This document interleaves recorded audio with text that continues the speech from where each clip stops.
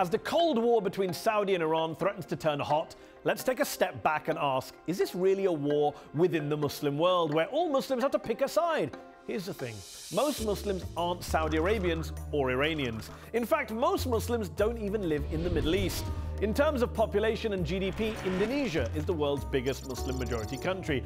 And there are more Muslims in Hindu majority India than there are in Iran and Saudi Arabia combined. So it's not surprising that so many non-Saudi, non-Iranian Muslims across the globe are so tired of being dragged into this ongoing spat between these two bitter Middle East rivals.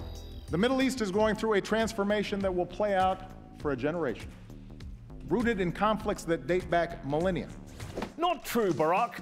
Prior to the Islamic Revolution in 1979, Saudi Arabia had good relations with Iran's secular Shah, despite Iran being majority Shia and Saudi being majority Sunni. As recently as 1999, Iranian President Mohammad Khatami visited Saudi Arabia to try and strengthen ties between the two countries. There are no limits to cooperation with Iran, declared the then Saudi foreign minister.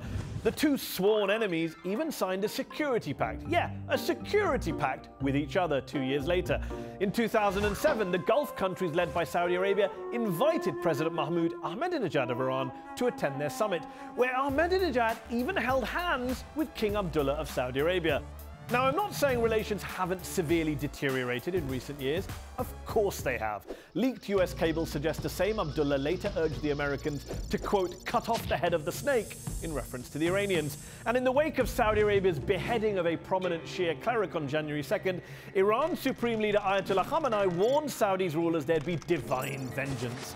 And as a former Saudi royal family advisor told me, they should be worried. They should be worried. They have the ingredients for a major confrontation. So things are bad, really bad, and probably only going to get worse.